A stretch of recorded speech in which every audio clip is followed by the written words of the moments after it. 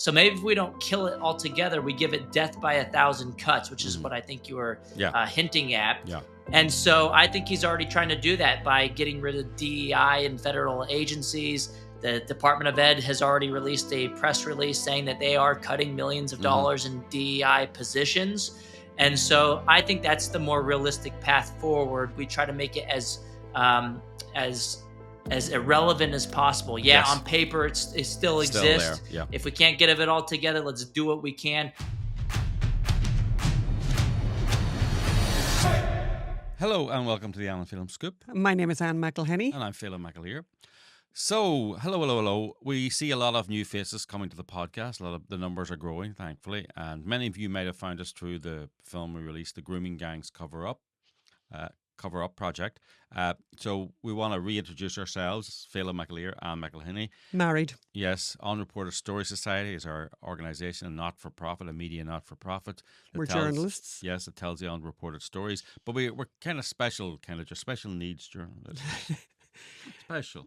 We're special. We do things like we do verbatim plays. So, like, for example, we want to show you, we've done a lot. We make movies, we make documentaries, podcasts. Yeah, we use the arts as a way to communicate stories that are being forgotten or unreported or not reported by the media. Misinformation, to use a word. Oh, and we're going to get into misinformation later on. Yes. And here's an example of one of them, which is a brilliant story. Basically, we got, as you probably know, the FBI Lovebirds, Peter Strzok and Lisa Page. And the leadership of the FBI conspired to derail and bring down the Trump candidacy and then the Trump presidency by launching false allegations and investigations into the Trump presidency and candidacy. However, Strzok and Page were having an illicit affair. They were both married. And they were conducting it by text on their work phones, whilst also conducting the illicit investigation and conspiracy into the bringing down Donald Trump. So we took those texts, the love story and the hate story, and brought them both together. Dean Cain played Peter Strzok. And Christy Swanson played Lisa Page, and we had it on stage in Washington, D.C., and honestly, it was like a pantomime. It was hilarious. People went completely nuts, and we would really like to bring it back to Washington, D.C. Watch this space. This year. Watch this space. This could be very interesting. Actually, President Trump really loved the play. He hasn't seen it yet. He saw some of it, obviously, online, and in fact, because of what he thought of it and how much he liked it, he invited us to the Oval Office. Here's the photographs to prove it. And by the way, can I just say, if I live to be 1,000 years old, has to be one of the best stories ever. Can I tell the story very quickly, Phelim? No. Okay, fair enough. Maybe I'll tell it at the very end. Tell it at the very end. Oh, I'll tell it at the very end, and then you're forced to listen to the very end, because actually it's really one of the best stories ever. But let's play the trailer from FBI Lovebirds. Here it is.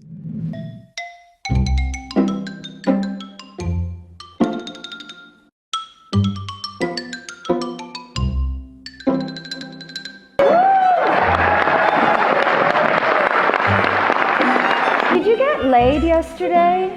I didn't. I'm concerned that someone forgot to validate my time or something. Oh, that's funny. Paid, not laid. There's no way he gets elected, Dash. But I'm afraid we can't take that risk. It's like an insurance policy.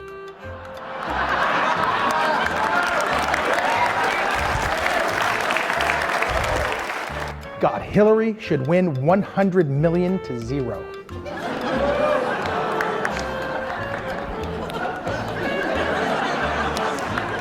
Just went to a Southern Virginia Walmart.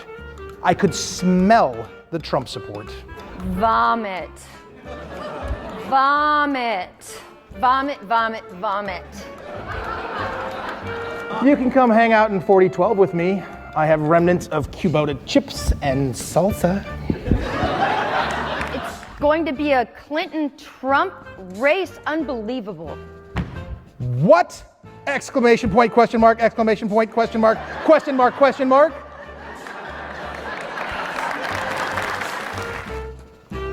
Please don't ever text me again.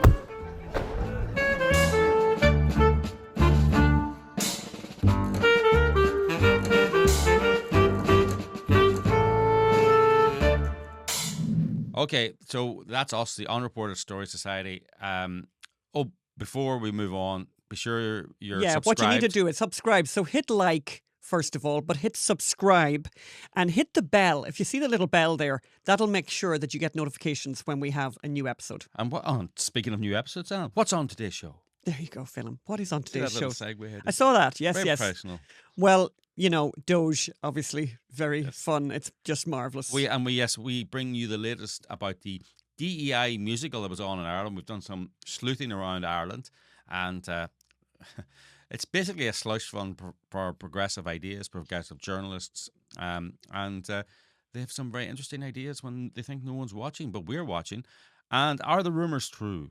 Is the Department of Education not long for this life? We have a fantastic interview that Phelim did earlier. Yes, with a leading school choice expert. You won't want to miss that. And is there going to be a Trump hotel in Gaza? Fabulous. Maragazo. Maragaza. Maragaza. And by the way, Did you make that up there now? Look at me, quick with I'm stealing from somebody else on Twitter.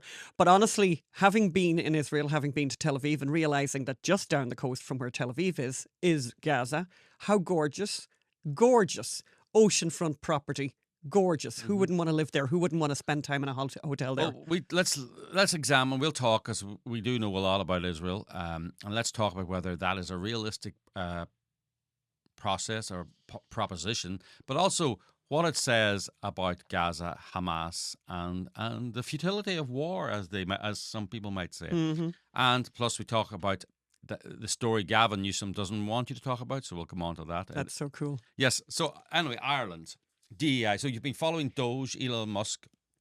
He has been in USAID, which we have discovered. Yes, we were so surprised at this, because we obviously, well, not obviously, but some of you know that we lived for many years in Romania, 7 years in Romania. Phelim was the Financial Times correspondent for Romania and Bulgaria, and I was a freelance journalist writing for anybody who'd pay me. And during that time, we became very aware of USAID, which is this development arm, apparently, of the Romanian embassy, but also it's that's what it's supposed to be, of the US embassy in Romania. Yes, it's supposed to be, but it basically was transmogrifying into the arm of progressive values all over the world. But we had heard of it, and I think the thing that we have found really very interesting recently, because we've been talking to a lot of friends of ours and some of our donors, and who are super informed and know everything, and it's like, I have been so shocked to learn of people. So many people in America have never heard of USAID, and it's massive. We've spoken to 3 grown-ups, politically clued aware, in, very clued in people. People who've really devoted a part-time life to politics, like major donors, people who go to conferences, like people who went to all those conferences. I'm thinking of those people up in Montecito. Yep. They hadn't heard it. Never heard of it. That actor we met the other night, who's very, very politically active. Yep. Never heard of it. Never heard of it.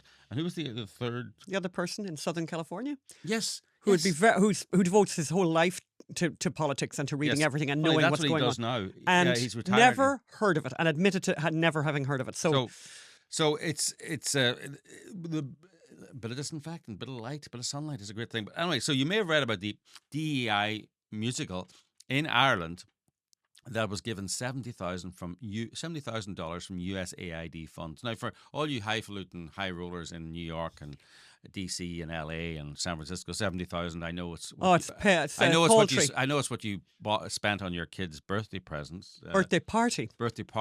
But for this is the salary of 2 care workers in Alabama for the people with handicapped children who could have almost round the clock care. This is serious money. And it's going to a DEI musical. Dignity 2022, towards a more equitable future. It's a concert. Actually, even worse. It wasn't even a musical. It was a concert, right? A concert. At the U.S. Embassy. Not even open to the public. Not open to the public, yeah. So much for inclusion. And you can read about this on the Substack. We did a lot of work on this. The stories.io Substack, we'll just put the link up there. We did a lot of work on that, myself and Elizabeth, who's interning with us at the moment. And so the big scandal is it was given the money, but then you look at who got the money, and it went to a company from one company to another. Anyway, the eventual recipient was Southwind Blows. Southwind Blows. Yes. Sounds so innocuous. Yes, and they have a TV program and a kind of a festival called Other Voices, which is basically we want to restrict other voices. Yeah. You restrict other voices. Yeah, it's whatever the opposite of what they yes. say is. Yeah. Yes, so it's person who owns Southwind Blows, and I want to emphasize we've written to Philip King, who owns Southwind Blows, a gazillion times. That's a slight exaggeration. Asking for his comment, he is not. So when the heat started and we started asking questions, Mr. King went on a little delete social media. Oh, a little tidying up of his social media past, Phelim. Yes, which showed, let's just say diversity, diversity, equity, and inclusion was selective for Mr. King. Oh, right. It's not everyone that he's including in his inclusivity. One point I would like to make. So this, you can make that point. USAID is supposed to be, the money is supposed to go for non-partisan projects. I think mostly, if you look at the mainstream media, the way they're covering this story at the moment, I think most people would now think, ordinary people would think, it's for feeding starving children. But that's almost a side point, right? It's misinformation to make a point. But let's say it goes to DEI musicals. They're not supposed to go to pro-Biden DEI musicals. They're supposed to go to pro-American DEI musicals. But we found what the American ambassador said before this DEI, on the night of this DEI musical. Oh, delightful. The Biden administration is committed to the principles of diversity, equity, inclusion, and access. DEIA. Yes. With this event, we aim to highlight and celebrate the work of the embassy, the Irish government, and our partners are doing to advance DEIA throughout Irish society. But they're very clear, it's to promote the Biden administration's principles. Delightful. So, would USAID suddenly have switched to promote America First principles? No, they wouldn't. So this is about a shadow government, a $50 billion shadow government promoting Biden administration, Obama administration ideas, no matter who is elected president or who wins the Senate. So anyway, they've been deleting these tweets, and the tweets have been, basically, like a lot of the elites in Ireland, pro-Palestinian propaganda, pro-Palestinian nonsense. I can see one here where they basically have retweeted Jewish Voice for Peace. Which are neither Jewish or for peace. Correct. Where it says thousands are sitting in at the Grand Central Station demanding ceasefire now. In just 2 weeks, more than 7,000 Palestinians, whatever. Anyway. 7,000 Palestinians were killed. By the way, that's a Hamas figure. Yes, there's no evidence. Of course. And then, condemning the United Nations and the use of the veto to attack Israel. Not to attack Israel. Then there's Molly King and Philip King holding a there they are there. Look, there's Molly and there's Philip holding a Palestinian flag and a big smile on them. Flag. Yes, and no flags, no Israeli flags there now at all. No. Despite diversity, the fact, equity, inclusion only. Despite the fact that there are hostages languishing or dying. And in then captivity. they retweet a tweet that compares the certain Israelis to Nazis. Human animals. This is how Adolf Hitler described the Jewish people. Yes. So Nazis. So the Jews are Nazis. And then my personal favorite.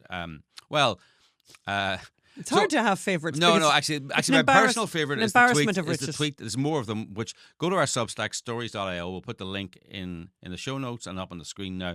But my personal favorite is the tweet they didn't make. Oh. Right. So this is Other Voices. They have an Other Voices festival in Southern Kerry, Dingle, and Amy Winehouse came, and it's heavily financed by the tourism board, all the Irish government, the whole shebang.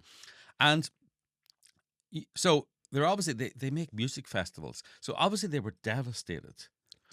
When there was the biggest massacre ever at a new music festival. Oh no, I think I know where this is going. So this is the tweet they didn't post. They have nothing to say about almost 400 young people being massacred at a music festival. The people who make music festivals. People who are paid $70,000 of your taxpayer money to make a music concert in Ireland promoting diversity, equity and inclusion, and they don't care about 400 young people being murdered at another music festival. So Southwind Blows. Yes, Southwind Blows. And there's a nice tweet, anti-Trump tweet. They retweeted that. But these are all deleted now. But we got them. Me and Elizabeth, we got them. Did you do the Wayback Machine? No, actually we didn't. I don't know how to do the Wayback Machine. Maybe Elizabeth knows. Do you know how to do the Wayback Machine? No, you don't. She's not. She's not going to tell you about how she found these tweets that they had. No, deleted. we went in and just did a bit of screen grabbing just at the moment, thinking I must do a piece on this sometime. And then you went back and they weren't there. The next day they were gone. Oh, nice! Yes. We sent them a few emails. Hey, what about this? And the next thing they were gone. So, I believe you contacted the American embassy in Dublin and asked them for a comment. Yes, and asked them a few questions. And have they been very forthcoming? Oh, listen, they've been blowing up my phone. Phelim is joking now. Yes, they have not. They have remained silent. But because it's not like it's taxpayer money or anything involved. And why would they answer to journalists? Because it's well, this is the great thing about Doge. This is the thing that Elon Musk is doing that is absolutely unbelievable. And I like to say that what Elon Musk is doing and what Doge is doing is making America think again. Yeah. Mata. So basically, people are getting an education that they never asked for, but that they desperately need. Mm. And another organization that we have discovered, and it's unbelievable to me. This is unbelievable. It really caught our eye. This caught our eye because what's extraordinary about this is obviously USAID we've heard of, and we were surprised nobody had heard of it. But we are journalists, and I think with a combined journalism work experience of I don't know, I'm not going to say 50 years. I hope not, but I think it's maybe 40 years. It's a long time, many decades. And I know 50. We look very young and attractive, but I'm just going to mention that. Yes, and despite our years in journalism, by the way, all over the world, we had never heard of Internews. Internews, by the way. By the way, what a name! It sounds by the way, I out of love this. Soviet Mark Union. Stein. By the way, Mark Stein wrote about this and basically said Internews. It wins the competition for exactly the name you would give to super corrupt organization involved. Internews. Yes. But it gets better, by the way. So there's an organization called Internews, and we had never heard of them. And these are not a small operation. So this is what they claim to do. So I'm going to read this from their 990. It says, Internews is an international non-profit organization whose mission is to empower local media worldwide to give people the news and information they need. The ability to connect and the means to make their voices heard. Isn't that great? Now, what's amazing about this is in the last 5 years of their 990s, which is where they have to declare how much money they got from wherever, and basically, just so you know, they got 99.9% of their money from the government, from you, taxpayers. That money all came... How much? Only $500 million, Phelim. Okay. Only $500 million of your taxpayer money. They must have really impressive offices buildings somewhere. So here's the photograph of their impressive buildings in a place called Arcata, which I actually didn't even think existed, but it does. And it's north of Eureka in California. Which is north middle of San nowhere. Francisco. But look at this building, which looks like I believe it was abandoned, and there's nobody in it for the last few months. But that's where all the money went. Into that building. Well, that's where the money. That's where the money. Yes, the money arrived there. Money rests there. The money was resting there. Exactly. Yes. $500 million. Nice money if you can get it. Yes. Nice job if you can get it. And talking of jobs, then, so huge money, obviously, massive money. Over the last since 2018. I'm just trying to look at this. What have I got there, Phelim? $676 million to Internews. And there's a couple of things. I want to start by just looking at people who are working at Internews. And I'm really liking this. So there's Usha Shahadra, who doesn't work there anymore. But Ginny... In 2023... But in 2023... How much? So yeah, the last time she worked there, which was up until the July of 2023, she earned 400, and I'm just doing the quick maths here, 412,000 plus 25,000. Which quickly added up is 437,000. Yes. Look at you being good at the math, Phelim. But the other woman that I'm very curious about is Jean. It could be Jean, by the way. Jeanne. Yeah. Bergault, who's the president and CEO of Internews. Internews. Can you believe it, Phelim? And she is only paid 396 plus 51, which is basically 350. 450. Nearly 450. Yeah. Isn't that delightful? And a whole lot of other people work there too. And that's not counting the travel and the 4-star hotels. Oh no, I mean, and by the way, we will put a link in the show notes to their 990, their most recent 990. Again there. No, I want. Oh, the other people who are working there. You're looking at the other. Shannon England, Marjorie Roos, Deborah Enser, Erica, Feldkamp. She gets 250. 250, right? Yeah. 250. Alexandra Cole, 200. And She's VP External Affairs. There they are. Joseph Trees, VP Entertainment Risk and Field Operation. Well, VP ENT, E-N-T. Entertainment? Could be. Hard to know. Hard to know. But here's what I think is really nice. So the present CEO of Internews, it's always best to listen to what the person has to say for themselves. This is Jean Bergault. Jean Bergault. Jean. Of course, by the way, she went to Davos. She went to the World Economic Forum. Of course. And just, it's all about information, and the information people, they're going to help us get the information that people need. The information that people need. Of Who will course. decide, Phelim? Who will decide what information people need? Of course they will. Internews. Internews. With our $600 million. Correct. With your $600 million, with our $600 million, they're going to find and they're going to provide to you the information you need. And if anyone... What about the information you don't need? What if anyone tries to give you other information? What if people try to give you information that they think may not be something that Internews thinks is important? I'm sure Jeanne believes in the competition of ideas. Let's hear what Jeanne thinks when she gets to explain her thinking at the World Economic Forum. Disinformation makes money, and that's one of the. We need to follow that money, and we need to work with in particularly the global advertising industry. That a lot of those dollars go to pretty bad content, and so you can work really hard on exclusion lists or inclusion lists to sort of really try to focus ad dollars and challenge the global advertising industry all around the world to focus their ad dollars towards the good news and information, the accurate and relevant news and information. So basically we're determined to stop you learning the truth. I would translate that as. Oh, I love it. No, the phrase, and I want to repeat the phrase she used herself. She was asking to create exclusion lists, Phelim, and for advertisers to fund good news and information. Yes. And who's going to decide what's good and good information? Well, things like Joe Biden is whip smart, top of his game. That's right. He dominates meetings. He's just... That's right. I by the way, I only started looking at this 990 just before we came on air, before we started recording. So we are going to spend more time looking at this 990. But here's another screen grab that we're going to put up on the screen right now for people to have a look at, which I need to dig deeper to understand this. But basically, there's a section of their 990 called Lobbying Expenditure During the 4-Year Average Period. And every year for 4 years, they have spent, in the category of lobbying non-taxable amount, $1 million. And I just wonder, who are you lobbying when you're a journalism outfit and you're fully paid for by the government? Can I just say, those are suspiciously round numbers too. And they're suspiciously round numbers. Exactly $1 million. Every year. $1 million. Not like, that is weird. Yeah. But then they also do journalism training, Anne. Ah, yes, and very important. Well, so let me tell you what journalism training is. So that is basically a slush fund for American progressives. So if I'm a freelance journalist or a journalist working, say, for the New York Times and get a certain sum, then I can kind of double my salary by going to Armenia and Georgia and Azerbaijan and Kazakhstan for a week.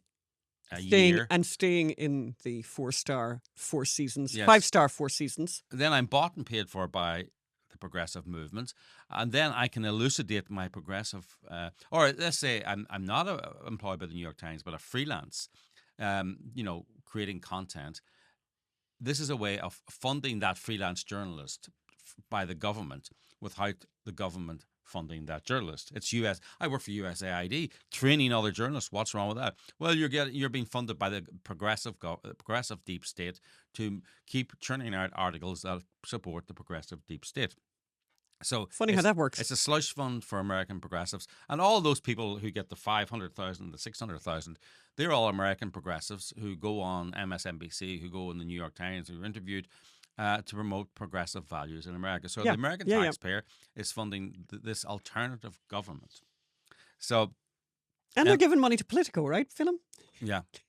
Tons of money. Oh, yes. Yeah, tons and tons of money to Politico. Yes, I mean... And it's really funny how they got around that one, because basically Politico said we are not receiving government funds, No, right? but during the Trump administration, Politico was getting a few subscriptions from the Trump administration. It kind of quadrupled or tripled, more than that. Suddenly they were getting 8 million in subscriptions to Politico from the whole government. That is funding by any other name. Yes. So yeah, it's keep watching. And now you know why DC house prices are the most expensive in the nation. This is great information that we got off. And by the way, this is reported by Robert Sterling on X, and it's just fantastic. And I just think there was two tweets he put out this week, and I'll put them up on the screen there. They're just fantastic. So he says, somehow it's even more offensive when you look at the percentage of households making more than 200,000. So this is all over America, right? A chart showing who's making over 200,000. And basically, the top two are kind of obvious. The Bay Area, obviously, where the tech billionaires are. But the third biggest market for people earning more than 200,000 is Washington, D.C.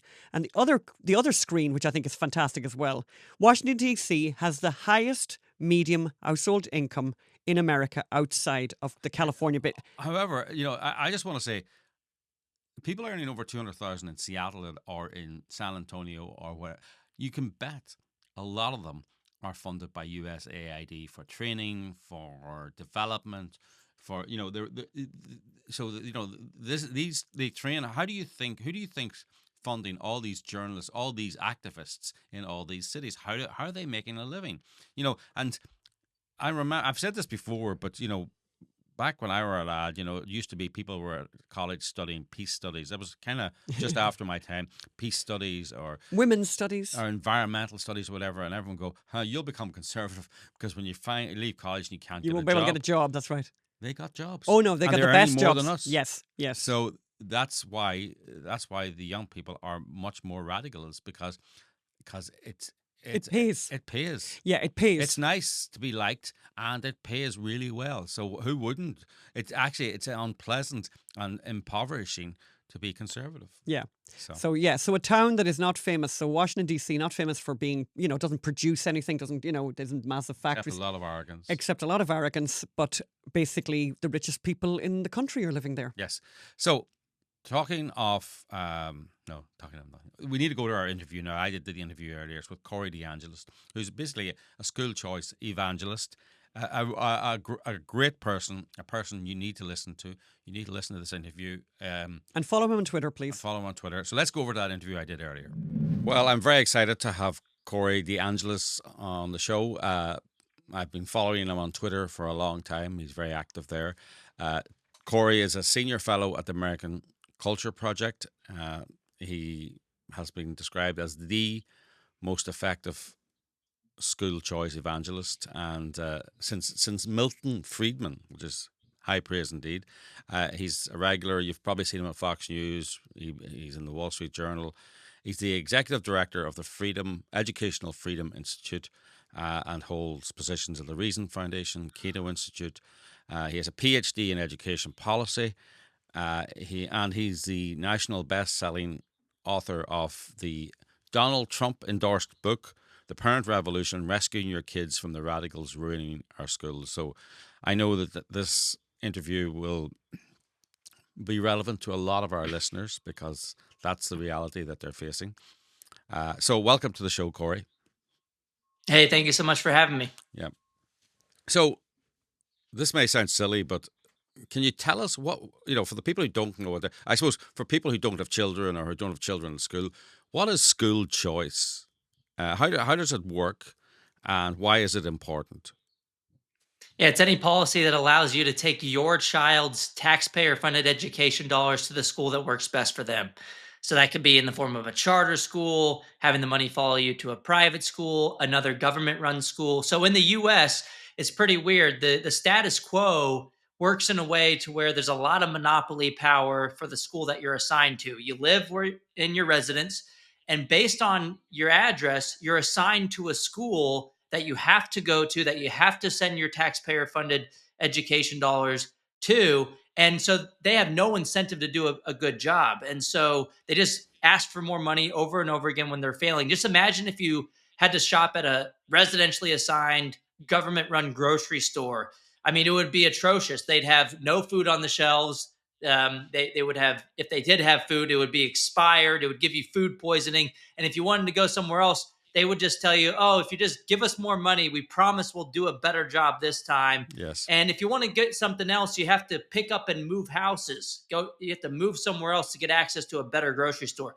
That is how the government-run school system works today. With school choice, if you like your public school, you can keep your public school for real this time, unlike with your doctor. Yes. But if not, you can take that money somewhere else, and it creates competition. It's a rising tide that lifts all boats, and we're finally winning on the issue because the teachers union stepped on a rake. They overplayed their hand during COVID, and families got to see what was happening in the classroom. Now we've had 13 states pass school choice in the past four years for all families. Okay, that's what I was going to ask you next, was what's the state of play for school choice? There was a success recently in Texas, but you say 13 states.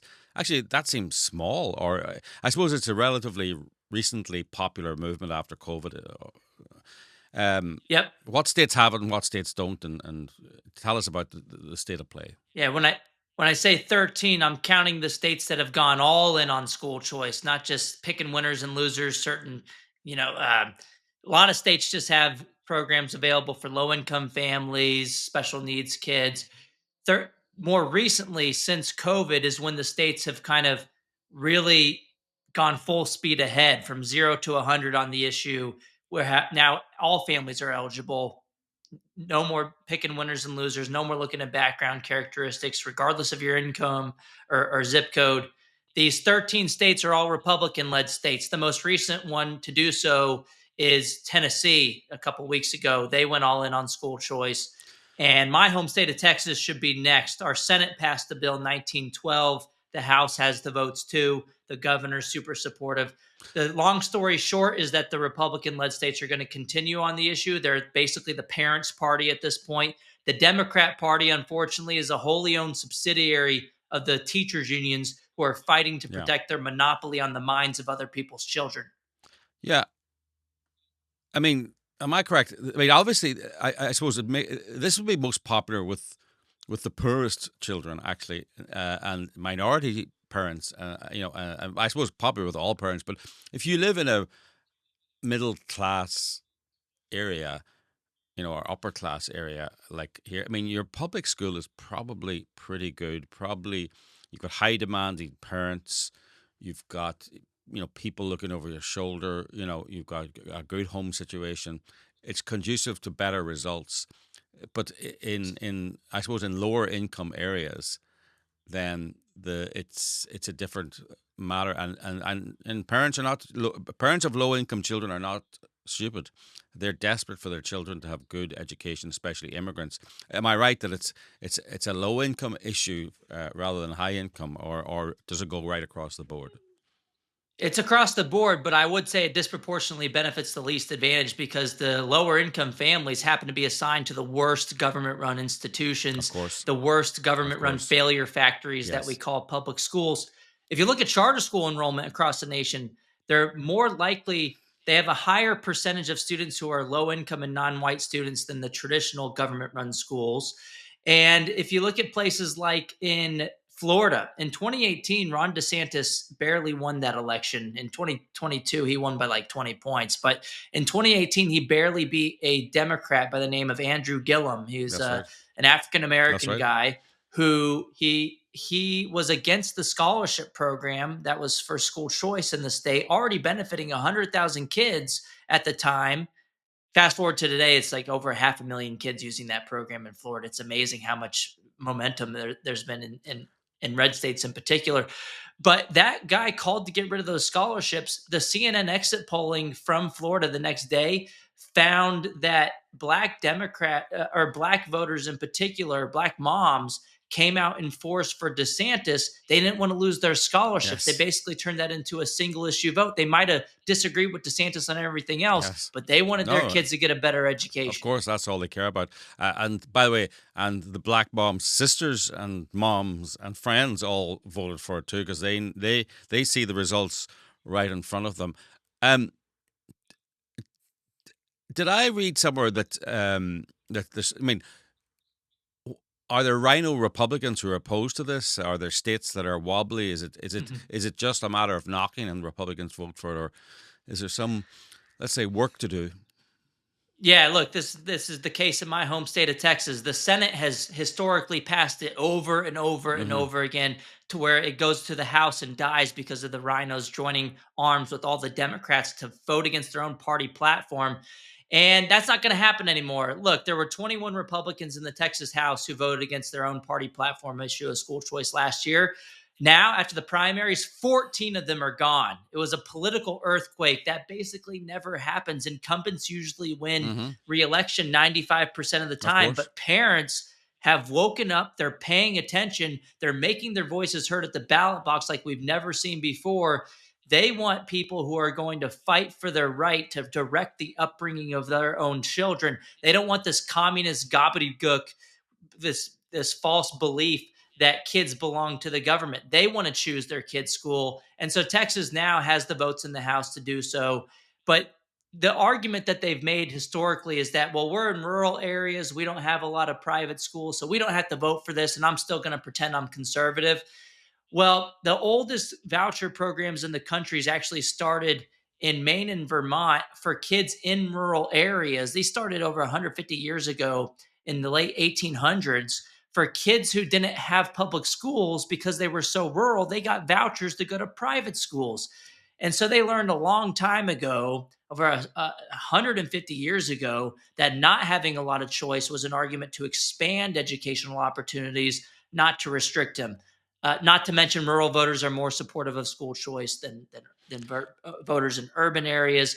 But again, look, this excuse was a way to try to have their cake and eat it too. Yeah. It's not working anymore. No one's falling for it. Their jig is up, and school choice is on the rise. Yeah, I mean, we spend big bucks on kids' education, don't we? So this is not, so the idea that if you got a voucher, private schools would open to meet the vouchers, wouldn't they? Yeah, exactly. And with the proposals now, they're called education savings accounts. So you don't have to just use it at a brick and mortar school. You can use the funding for homeschool expenses, micro schools, kind of like the idea of the one room schoolhouse, lower fixed costs, lower startup costs, supplies more likely to respond to that demand. We saw this in Florida. Florida's already done this before. We've seen this movie before. It works out in practice. One, their public schools have gotten better through competition, but in their most rural counties in Florida over the last decade or so, the number of private school options has doubled. So like you said, supply meets demand. There's market entry when you put the money in the hands of parents. Well, if they want option, those options are you're going to have 1,000 flowers blooming. And we saw this happen in Florida. Is there any interest in Democrats on joining the school choice bandwagon, or are they so far gone? I mean, actually, that's a good question. Have they woken up to perhaps this might be costing them votes? Well, I mean, if you look back at the 2021 gubernatorial election in Virginia, Mr. Terry, I don't think parents should be telling schools what they should teach. McAuliffe lost. As a former governor of Virginia, basically an incumbent, he came out against parents at the final debate, and the polls suddenly flipped. This was a state that went 10 points to Biden just the year before.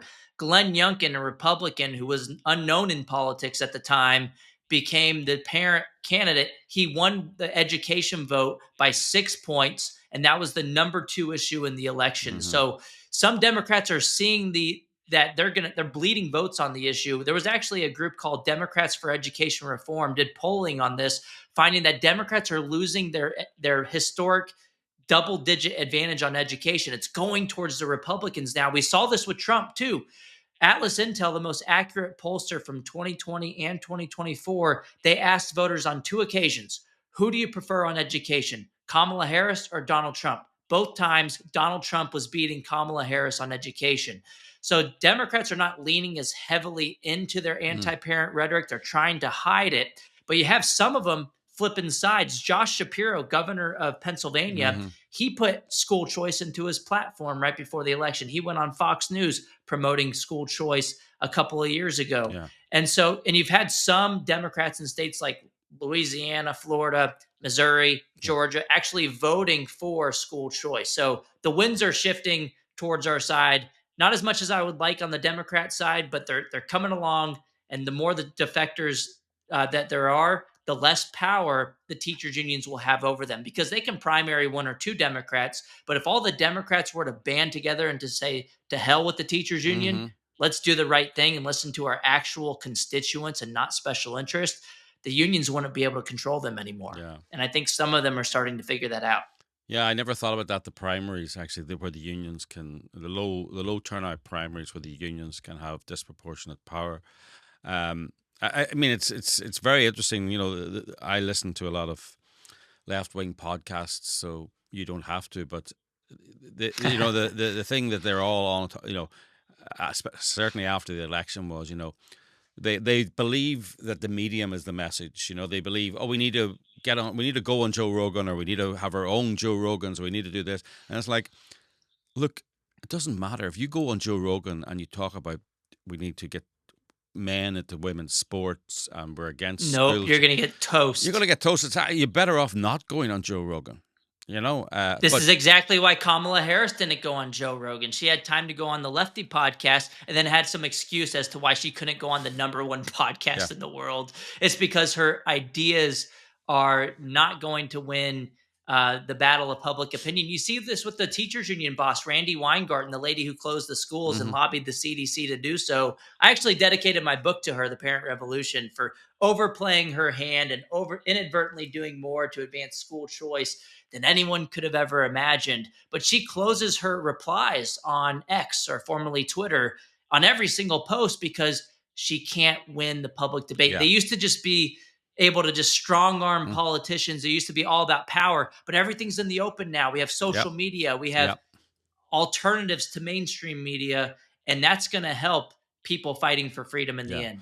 We shouldn't talk too loudly about this, because if they still believe the medium is the message, let's encourage them to keep the message going. We should subsidize their Joe Rogan on the left. That's right. So that their message is amplified. We should promote their social media posts, rather than try and comment around the Weingartens. Promote it, push it out.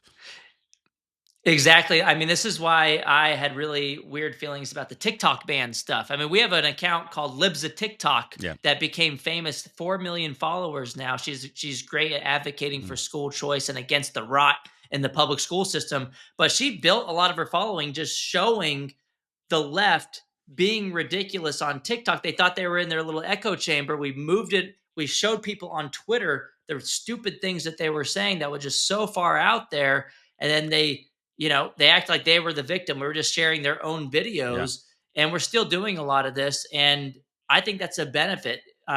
Sunlight is the best disinfectant. We need to see, let them tell us who they really are, and let us tell voters who they really are too, using their own words. I think it's a powerful tool. Yeah. So I just want to talk about the bigger picture now. The Department of Education, who I assume, no matter who's the president, they'll always be against school choice. I mean, am I right on that? Or well, no. Donald Trump's the president now, and his Department of Education, one of their first tweets was celebrating National School Choice Week. So, I mean, they want to fire themselves at the top, at least. Maybe not no. I suppose that's my question. Is that the deep state will always be there, and I suppose that brings us on to. Do you think, is Trump going to actually shut down the Department of Education, or is it going to be like Grover Norquist and his thing about the government? Make it so small I can drown it in the bath. What's the process? Right.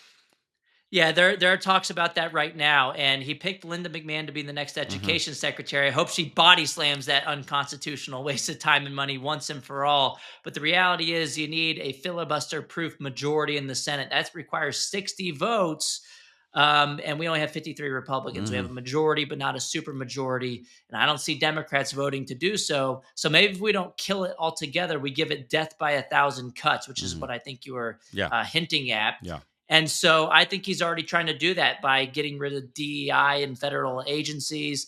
The Department of Ed has already released a press release saying that they are cutting millions of dollars in DEI positions. And so I think that's the more realistic path forward. We try to make it um, as as irrelevant as possible. Yeah, on Yes. paper it still Still exists. there. Yeah. If we can't get it all together, let's do what we can. And he's also expected to do an executive order at some point calling for its elimination as well, which the rumor is that it has two parts. One, how do we give it that death by 1,000 cuts? And then on a longer term play, how do we just get rid of it altogether? So that's you can only do so much via Yes. executive order. Yes. It was created by an act of Congress as a payoff to the teachers union, by the way, by Jimmy Carter in 1979. Has it improved any outcomes? We now spend $20,000 per kid, which is 52% higher than average private school tuition. Wow. It's a waste of money. Wow, that's It amazing. doesn't improve outcomes. They've gotten worse. The outcomes have gotten worse. It's So insane. public school, that's an interesting statistic. Public school is more 20,000. is twice as expensive as private school. It's a lot more. Yeah, it's almost twice as much. Wow. And it's at least 52% higher last time I checked. And so why not give a fraction of that money to the families? Let them shop around, let them choose. They know their kids better than anybody else, certainly more than bureaucrats sitting in offices hundreds of miles away. We spend more than any other country on the planet except for maybe one, and we're not doing well. The latest international assessment came out showing us dropping 18 points in math, more than just about any other country we dropped. And it's the definition of insanity. Yeah. No, They just keep throwing more money at the problem, hiring more useless administrators like Randy Weingarten, who make over $500,000 a year. The teachers aren't getting the money either. No, and diversity consultant. I mean, Yeah. and it's not like they're not focused on improving math scores. This is a big. We got to improve. I've been hearing since I came to America, we've got to improve math scores. Well, it's not that difficult, by the way, but if your system is set up that it's impossible, I mean, it's not that difficult to improve your math scores, but you need flexibility, you need ability to change, you need to promote good teachers, not, promotions based on seniority. You need a system where you merit pay, discipline children. You need a system. It's not that, it's easy to say, but it can't be that difficult to improve the math scores of a classroom of children. That's exactly right. They have so much red tape, and the best teachers leave because of what you just said. They have uniform salary schedules. They look across the hall. They see this guy just showing videos to kids every day while they're busting their butt. The other person has been there 5 more years. They're getting paid more for doing nothing. And so the best teachers say, well, I'm teaching math. Maybe I can go be an engineer, make a lot more money. And so you're left with the worst teachers on average. And when they do push for more money in the system, it goes towards the administrators. We've seen this since 2000. The number of students enrolled in the public school system in America has increased by about only 5%. Number of teachers in the system, about twice that rate, by about 10%. But the number of administrators has increased by 95%. It's a jobs program for administrators, not an education initiative for kids. That is so funny. So, in this fantasy world where the Department of Education is abolished, or let's say it's shrunk so small, but with all the money's taken off, what should we do with the money, Mister? What should we do with the beautiful money? How much money are we talking about, by the way? Yeah, you got like 200 and so $billion each year. So it's a lot of funding. And the proposal in Congress right now is from Senator Mike Rounds out of South Dakota, Republican. It's called Returning Education to the States Act. This would be the most feasible way to get it done, but it would have the Treasury Department block grant that funding back to the states. Broadly defined, just has to be used on education. They're not going to say you have to teach this, that, or the other. But the bill does allow the Treasury to move that money back to the states based on how many students you have. For example, in Texas, we have 10% of the nation's students, so they'd get 10% of that total funding back to spend on education. And any vital kind of things that the department does today, which isn't very much, would move to other departments as well. So, for example, any enforcement of civil rights laws for students, that would move on to the Department of Justice. The bill currently moves things like Pell Grant scholarships for colleges, which are currently under the Department of Education, to the Department of the Treasury as well. And so special needs law for kids with special needs at K through 12, that all those programs would move under the Department of Health and Human Services. So I don't think this bill is that transformative as people make it out to be, because they just hear, oh my gosh, you're abolishing everything. Well, no, some things are moving over. Mostly the money's going back to the states. That would allow for more local control. And I think that's a win. And you'd get to cut out a lot of the wasteful spending from useless bureaucrats. The Department of Ed currently employs about 4,400 people to do a bunch of nothing. Yeah. I mean, really, you're just living off the taxpayer, and they got to go. Then that money, you'd have more money to go back to the states to spend on education. You're saying it's filibuster. Abolishing the Department of Education is filibuster proof. There are 53 Republicans. Are there any wobbly Democrats, or is it very much still a partisan issue?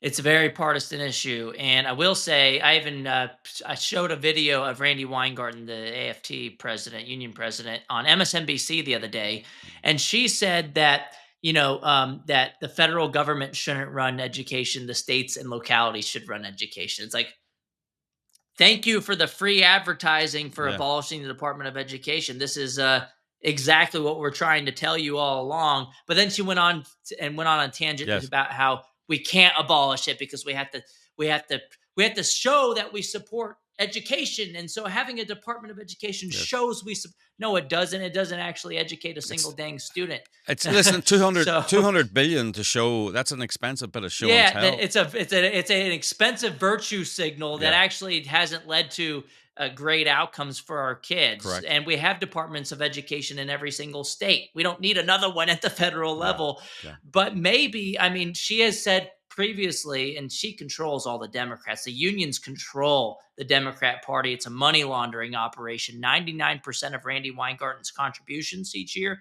go to the Democrats. It's been like that for decades. Wash, rinse, repeat. It's the same cycle. It's an incestuous cycle between the Democrats and the teachers unions. But she previously said on MSNBC that her members don't really care about whether they have a Department of Education or not. Okay, if you don't really care, then how about you support the bill? They just wanted the money, they said. Okay, well, the bill does send the money back to the states. Yeah. Maybe there is a deal to be made. I don't know yet. But at this point, Democrats aren't signed on to the bill. Okay. And it would surprise me if they do get signed, if they do, but you never know. So, yeah, you never know. I mean, Democrats wanted to get rid of the filibuster when they were in charge. Yes. Funny, you don't hear... Republicans aren't going to do it. Republicans aren't going to do that. But, they've stopped talking about that now. I don't know why. Yeah, yes, weird how they flip. And they don't talk about packing the court anymore. You know? Weird. Weird. Yes, yes. So your book, The Parent Revolution, Donald Trump has endorsed it. He's a big fan. People should buy it wherever you get your books. It's faced a, Trump may be a supporter, but it's faced a lot of vitriol. Is this all union driven, or is there any kind of genuine opposition to your proposal? I mean, any data driven opposition, or I'm just trying to. No. Okay. I mean, one of the first people who argued against my book when it first came out was a teachers union executive board member in Wisconsin, and she called to burn the book. They call us the book banners, and then they haven't even read my book yet, and then they call to burn it. I mean, it's just insane how unhinged that they are, because again, they can't win the battle of public opinion, so they have to ban their other people's books, which conservatives aren't banning books. You can buy all of these books on Amazon still. They just curate the curriculum for kids that should be age appropriate. But Ted Cruz, a senator from my home state of Texas, also endorsed the book. He says on the back, you can ruin Randy Weingarten's day by reading this book. But their main argument that they say is that this is gonna dismantle the public schools. That's never happened. Over 30 states have some form of school choice today in the United States. We've been expanding school choice for decades, and the public schools have not been dismantled. We've only found evidence that they've gotten better. In Florida, for example, before they had school choice, they were at the bottom of the pack on the nation's report card in math and reading. Now they're ranked number one on U.S. News and World Report for Education, and they spend 27% less than the national average per Wow. student. Wow. Competition works. Can I just say that they have a lot of immigrants? And I mean, they have a lot of kids who grow up in non-English speaking households or who English is their second language.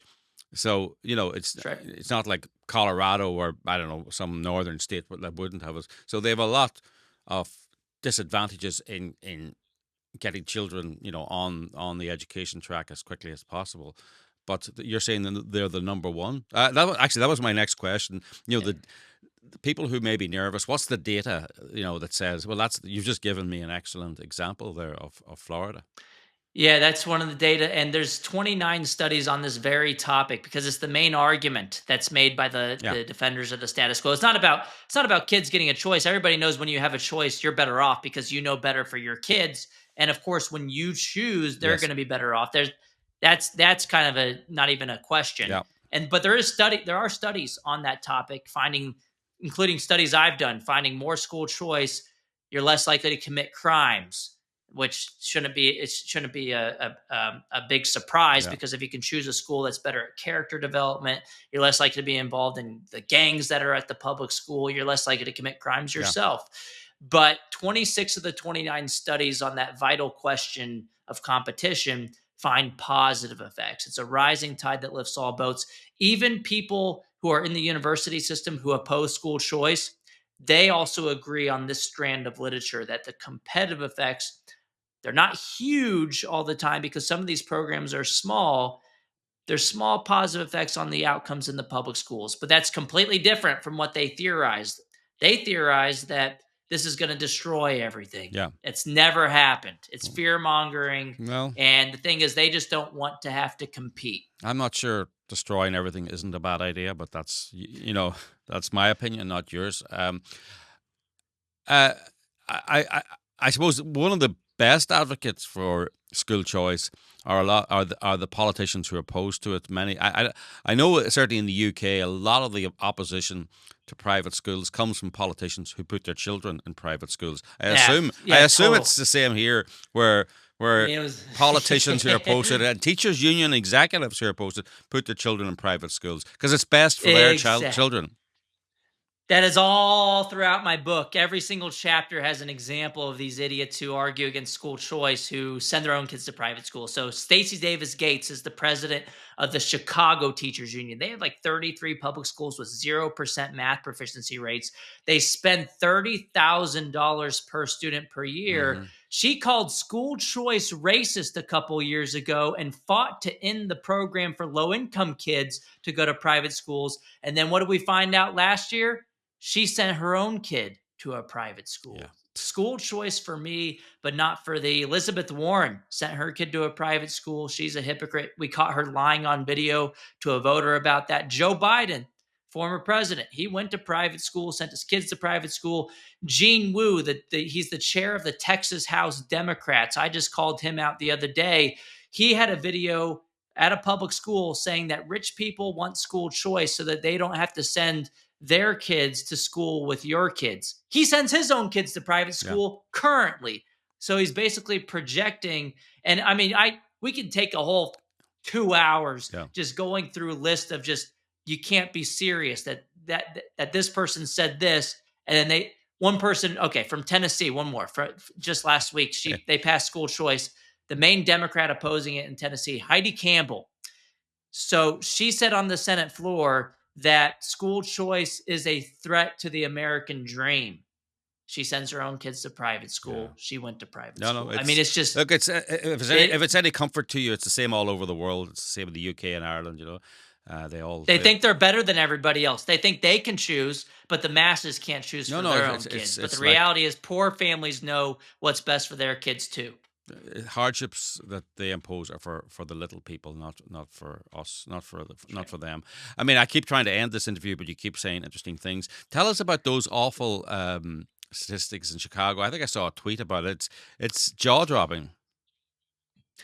Yeah, I mean, in Illinois, there are about 55 public schools with 0% math proficiency rates. Let me say that again. That means 0 kids in the entire school, 55 of them, none of them are proficient in math, and they spend $30,000 a kid in Chicago. Baltimore, you look over there, they have 40% of their high schools have 0% math proficiency rates, and these are the people who fight harder than anyone else against school choice. Why? Because they know families aren't happy with what they're getting, and so they're going to go somewhere else. And when they argue this is going to destroy our schools, it's because they know they can't compete in an open market. My God. And families know better than them. My granny could compete better with those public schools. Literally, like, there's a guy who comes and does my garden every week. I would say he's a better teacher. He could teach more math than, look, anybody. I mean, what's better than zero? What's worse than zero? Well, the thing is, it goes beyond test scores, right? Because they're dangerous schools too. So you don't even want, even if your kid was learning how to read, if they're getting bullied every day, if they have gang infestation at the school, they have drugs at the school, the problems go beyond the test scores. So when you think you hit rock bottom with 0%, there's all these other things that aren't measured that are even bigger problems that parents aren't happy about. And then most recently, when the schools closed during COVID because the teachers unions wanted them to for more money from the taxpayers, parents saw that the curriculum was all bonkers too, with critical race theory, gender ideology in the schools. Kids are getting brainwashed with radical left ideologies in the classroom, and that crap has to stop too. Trump's been launching a full frontal assault on those initiatives, DEI, and parents. That is what has mobilized the parent revolution most recently. Test scores are part of it, but no one wants their kid to be indoctrinated with values that don't align with their own. Totally.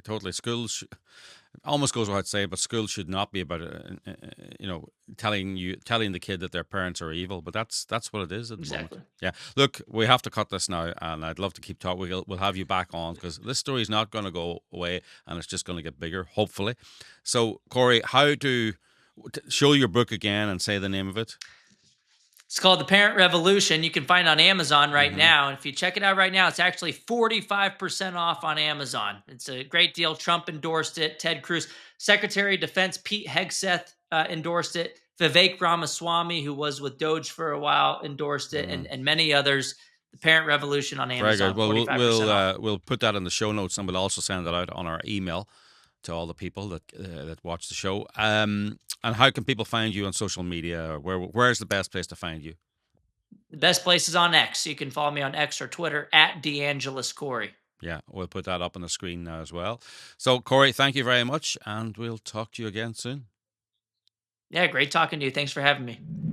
Yeah, so like so many subjects, the Democrats are opponents. The real enemies are the rhinos.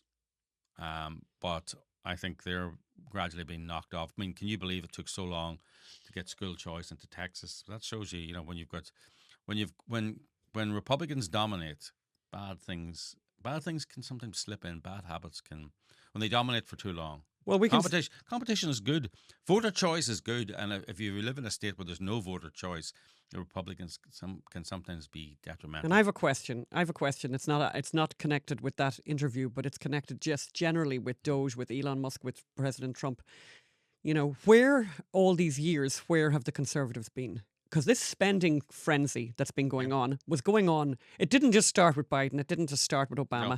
It was going on, and it consistently went on. And I'm just thinking, where were all those people that were elected to drain the swamp and to clean up DC?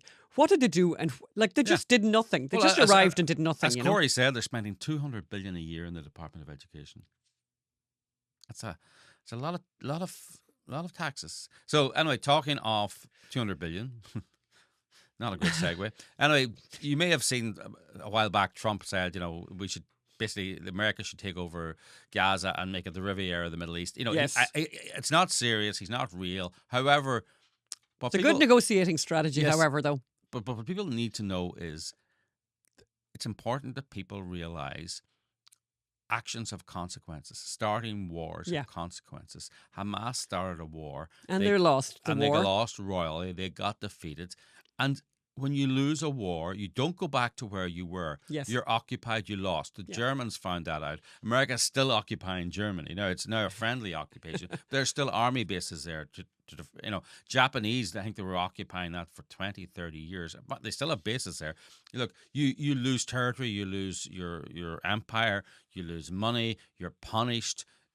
Your leadership are executed if the war was fought illegally. There are serious consequences to this. So the consequences may not be that America takes over Gaza, but don't be complaining if the consequences are nasty and vicious and horrible, because that's what you were when you started this war on October 7th and massacred people in Israel, and massacred people at a music festival, and massacred men, women, and children, and animals and pets in their homes. And continue to have them as hostages. So if the war in Gaza doesn't end, the ending of the war in Gaza does not suit your sensibilities. Do not complain. Complain to Hamas. Go to Hamas and go to the public forum that Hamas has every Tuesday. Oh yeah, right. In Gaza. Oh yeah, the town hall that they have. The town hall that they have. Well, no, hang on. The people voted for them. Overwhelmingly voted for them. They had overwhelming support. Yes, about 500 years ago, and then they did what all peace-loving occupied people do: abolished elections and then just declared war in Israel. So. Talking of... Yeah, I was going to say, yeah. How you do that segue there, Phil? Talking of... No, no, it's not fair. There's no connection. There's no...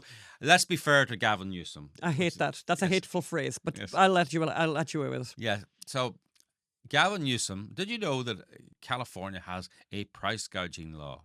Yes. So, but Gavin Newsom has quietly... Which they polished off again, by the way, recently because of what had happened. Obviously, they don't want anyone to... So, they don't want anyone to take advantage of the fact that there are people who desperately need homes now. Yes, no. Right? So Gavin Newsom. So California had these devastating fires. There are tens of thousands of people who need homes, tens of thousands, because they lost them in the fire. So what does California do? It passes an emergency price gouging law.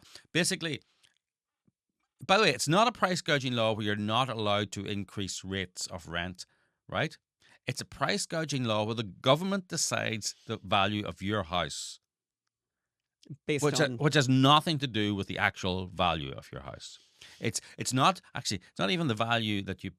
Yeah, they just some bureaucrat will decide the value of your house. Also, it's a bureaucrat, I think, in DC, not in. But no, then there's been a recent development, which is just fantastic. Obviously, Newsom has a long history of rich people speaking in his ear saying, "Can you just tweak this law so I can make money?" And there was a very good example, Phelim, of that prior to this. They brought in this ridiculous, minimum wage law of $100 an hour. I exaggerated, but something ridiculous like $20 an hour or something.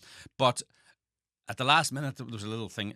But it doesn't apply if you make bread, if you bake bread on the premises, right? And funny enough, one of Gavin's best friends runs Panera Bread and coffee shops, which bake bread on the premises, so they were exempted. And are you suggesting that in this price gouging situation, that he would find that there is some kind of exception? Well, obviously some millionaires and billionaires gazillionaire came up to him and said, "Look, I have my nice mansion." See, the problem also is they won't allow you to charge a decent rent, but they also make it impossible for you to evict people who won't pay their rent. So you could be left. So they won't. The risk is not worth it. Yeah. If you were able to charge a proper amount of money, and the person decided to pay, you might think, well, I took a risk, but it was worth it. I got some rent. So, and he has now decided that the price gouging law doesn't apply if you're renting a house with 4 bedrooms or more. In other words, his rich buddies. 4 bedrooms or more. Yes. This is a very large house, by the way, 4 bedrooms or more. And and by the way, he also specifies what zip codes this applies to. And these are the zip codes with extremely expensive housing. So, yeah, it's kind of extraordinary. And why 4 bedrooms or more? This is a mansion, yes, right? That's a mansion. That's not like a regular home. That's for his rich friends. Yep. Yep. Yeah, that's him. Okay, that's all we have time for this week. Anne McElhinney. Yes, Phelim McAleer. And we need to tell you that Will not be here next week. We're going to tell them a story at the end. What was the story? Oh, we were going to tell them a story at the end. We were going to tell them the story about going to Washington, D.C. and getting invited, as they say, only in America, got invited to the White House by President Trump. Here are the photographs. And we got invited, Phelim and I, and in the Oval Office. Into the Oval Office with Dean Cain and Christy Swanson, because President Trump really liked our FBI Lovebirds play, which was fantastic. And I thought we'd be there for 5 minutes. We were there for 5 minutes, and then 10 minutes, and then 15 minutes, and then 20 minutes, and 25, 30, 35, 40. And as we were talking to him, people kept coming in and out of the Oval Office. Can I just say something? Yes, you may. That's not an R-rated story. Oh. But people yes. if there are there's no bad language in it. But no, but it is R-rated. It's not. I wouldn't call it R-rated. But if there are children listening, or yes, if turn it off if now. you're particularly sensitive to kind of racy content. Let's put it that way. Now everyone's really tuning in. Now they're always. I would just switch off at this stage. If there are young people in the building. Yes. So anyway. We got 40 minutes. We were there for a long time. And that's we have an intern now. We have a responsibility to our intern. Not to shock her. Not to shock her. We're going to do our best. But you see, Phelim, she is interning as a journalist. So in her career, she is going to hear some shocking stories. This may well not be the most shocking story she ever hears. Hope not. And I hope it's not the most shocking story she ever hears, because that would mean that she would never really be getting out into the world. So we are in the White House, and we eventually... And President Trump is really, really nice. And there's a couple of things that happened that are very, very funny. We felt rudely, actually, cheekily, brought along some copies of the play to think that, wouldn't it be great if he signed them and maybe we could give them to a donor or whatever. It'd be a nice thing to have. So at one point we said, sir, we brought these along. Would you mind signing? Oh, no problem at all. So we opened them on the title page rather than the front cover, so that he could sign them on a white page. And he went, no. I need to sign the front cover. You'll get a lot more money on eBay. This is what he said, right? So very funny. So he went to when I was getting my photographs taken, there's me with the president. He looks up at me at the Oval Office desk and says, "Did I give you pens?" And I said, "No, sir." To which he opens the desk at the Oval Office, hands me a bunch of pens and says, "You can sell them on eBay." By the way, they are not available for sale on eBay. I don't even know where they are right now. Probably at our desk. I need to think about that. But anyone, get in touch with me, by the way, because they are for sale. So then, anyway, long story short, we then eventually, I said to him, because it went on, and he was so nice, and he was the great conversation, and he particularly gorgeous the way he spoke about his wife, and said, she had all her own money before she met me, which was fantastic. And the media are saying she's a gold digger, and I was going, sir, the media are scum. And he goes, I like these two. You're married, aren't you? You're married too. I like these two. And then he gave us a present. Anyway, no, he took us down to the I know, room. no, but I got to explain that first. I said, sir, we're going to have to go now, because honestly, these two need to get into costume because they're going to be on stage in an hour or two. Yes. And he said, no, come here. And he did it like this, like a child. Come here. And he brought us down to when you sit down at the Oval desk, the left-hand side, with your back to the desk. You go down a little corridor. And you go in a little room. And just there is a little room. And in we go, and it's small, and there's a window in it, and there's shelves, and he has his bling in there, so he gave us a present in there. Yes. And, he had all his MAGA hats and all that. Then he says... It's us, Dean Kane, Christy Swanson, and the president, and he looks around. And he goes, and he says... This room? This is where Bill did Monica. And I can just say, so forgive us for anybody who is now deeply shocked. I think it's one of my favourite stories of all time. I think if I live to be 1,000 years old... No, this is where Bill did Monica, but don't worry. I've had it all fumigated. Yes. Because he's obviously very, as we all know, he's a germaphobe. So basically, he said that, and we're in the Oval Office, and we're like, are you kidding me? So anyway, we are still, as I said... FBI Lovebirds, I think it needs to be dusted off and updated with some new text messages and emails that have come to light in the recent past. And let's get back to Washington, D.C., where it belongs, because the reception we got when we went on stage there in D.C. was unbelievable. Yeah. We are not here next week. We will be in London at the ARC conference, and we will bring you all the news that's fit to print about that in a fortnight. Yes. So until then, all the best. Yeah. Bye now. Thank you.